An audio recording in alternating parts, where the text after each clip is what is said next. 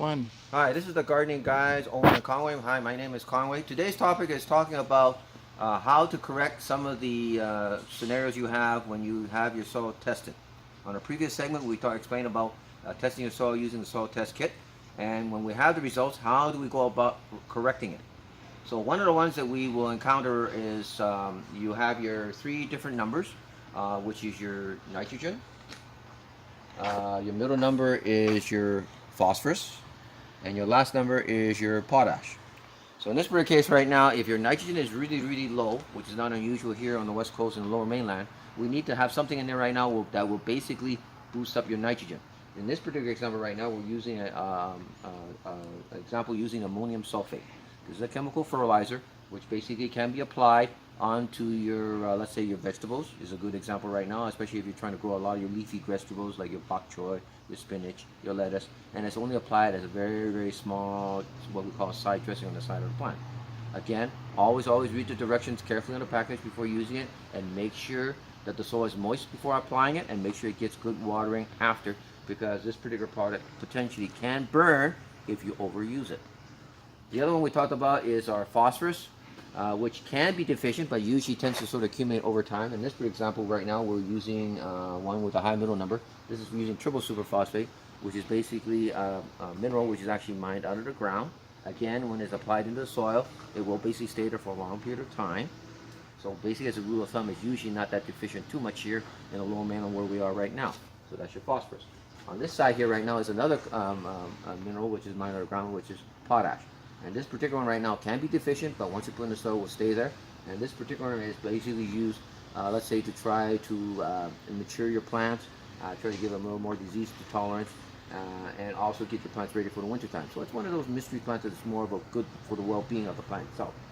Anytime, whenever you're using fertilizer, like I say right now, always use the recommended amount that's on the package or whatever on your instructions on your soil test kit. And then you can always apply more later on rather than over applying, because once you over apply it, you can't really take it out. You can use an example, because these are using minerals and using a chemical fertilizer. You can get other derivatives, like in this case right now we have fish fertilizer, which is basically using fish, which will also give you a higher nitrogen content.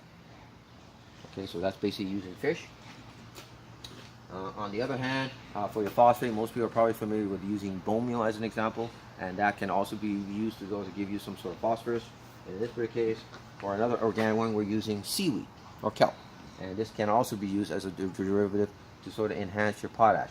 Generally speaking, for your organic fertilizers, the numbers always tend to be more smaller in analysis. So in terms of percentage of food by nature, it's smaller compared to what you would normally have for your potash. In this particular case, this is 50% by volume is potash. In this case, in here right now, this is only less than 0.5%. In here right now, for your nitrogen, is 21% by volume. In this case, it's only 5%. The other numbers are missing, so in this particular case, this is considered an incomplete fertilizer. This is considered a complete fertilizer. The other thing that we're looking at right now is testing the soil pH.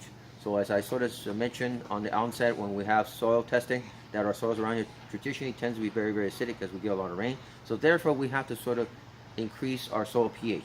So our pH is usually running from a figure from 1 to 14. 7 is considered neutral. So anything less than 7, let's say 6 to 6.5, is ideal for your plants to absorb nutrients at a more broader range. So in this case right now, we tend to sort of use lime as an example to sort of help increase your soil pH. In this case, it does have a little bit of other component. In this case, it has a little bit of magnesium, which is also important, but in very small amounts. But in this case right now, that's where word dolo means. It has some magnesium in it, but it's dolomite lime, and that's a lime that's basically a calcium that's used to sort of make your soil a little bit more alkaline.